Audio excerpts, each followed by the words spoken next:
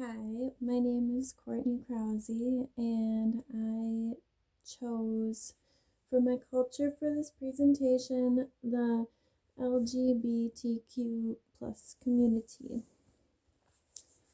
I have my PowerPoint here for reference, and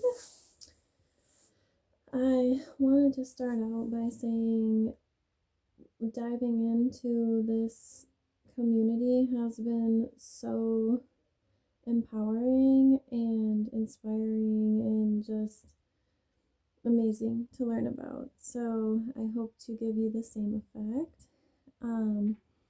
So there are cultures that are assumed about instead of learned about. So I'm happy to dive right into how I'm going to speak on the LGBTQ plus community who have fought their way to where they are now.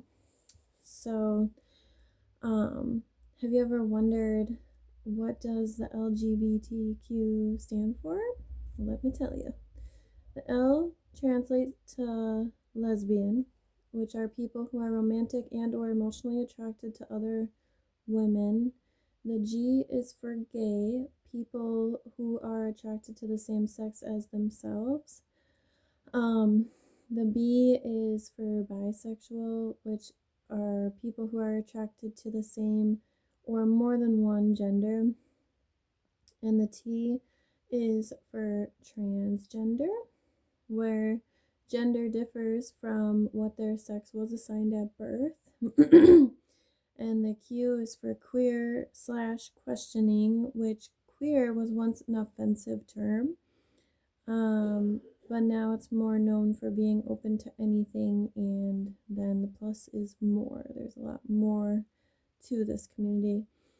So, starting with the history in the United States of this community, it's very broad and ongoing history that has so much behind it.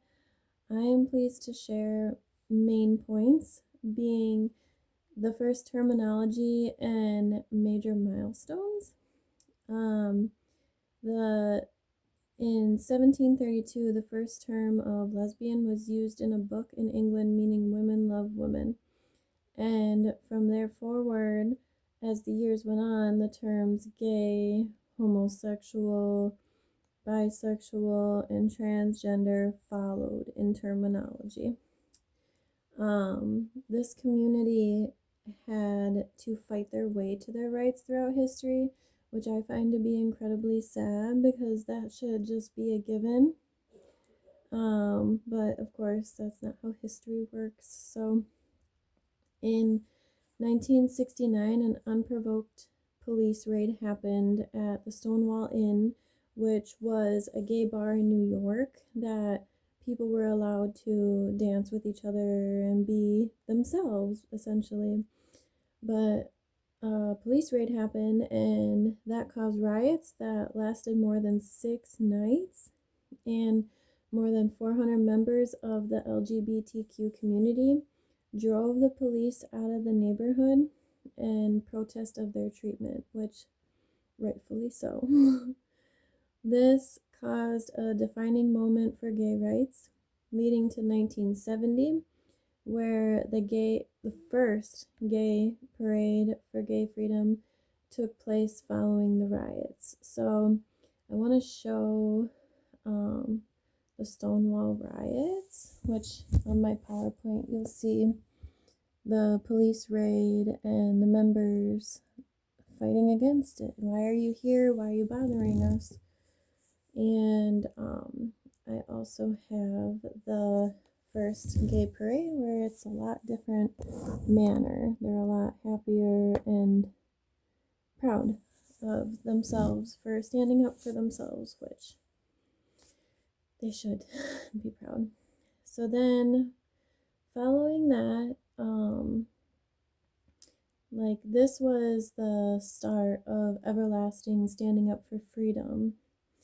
So fast forward 7 years later, and politics got involved and saw the power in the LGBT community for gaining vast roles in votes for the rights of these members. So if they were to stand up for the LGBT community, they would get more votes because that was just going for the common decency of human nature, standing up for what people believe in and what's right.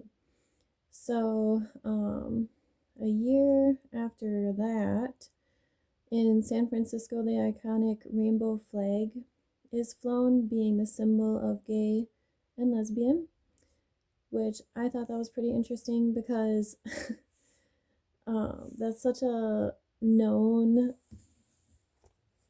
LGBTQ symbol, that's nonverbal symbol, that I never knew that it was San Francisco where it originated and was flown, and that's when it became known as that.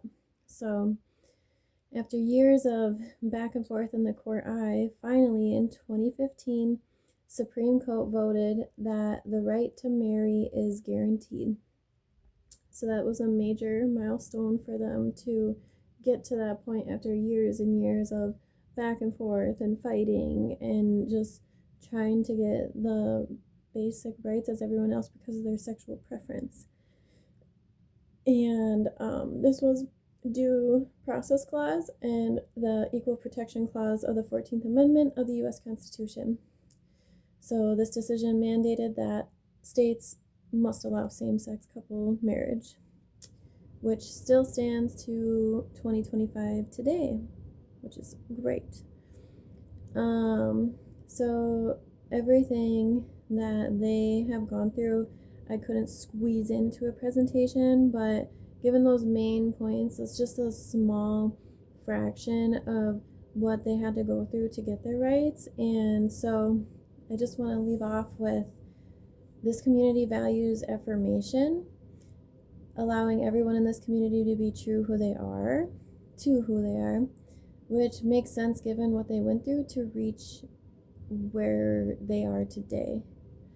And they had to fight for their rights to be accepted when someone's sexual preference shouldn't ever have to be an uproar throughout history, but that's the way it went. So I want to leave off with, I have my references in here, which I will add my PowerPoint to my presentation. And I wanted to show this video as well of the Stonewall Inn. People are openly here doing that. That couldn't happen 40 years ago. That's pretty good. Earlier, the doc opened at New York's Film Forum. Having this out in theaters, well, more people will see it. It'll be fresh in their mind, and maybe we can go after something more forcefully. People of all backgrounds were there, gay and straight, old and young. I'm interested, and I'm going to see what it's about. I don't really know much yet. It was just a great way to see where it all began. You know, and the struggles that people had to go through. That's what happened Stonewall night to a lot of people. We went, oh my God. I'm not alone. There are other people that feel exactly the same way. After the premiere, back at the Stonewall Inn, filmgoers and the folks featured in the documentary gathered to celebrate and to reminisce. The astonishing amount has changed. We are on Christopher Street. It's pretty incredible that they shared the Stonewall in an upcoming movie or documentary. And I just wanted to leave off with everyone should feel included and have their rights to be who they are and accepted for who they are. So, thank you.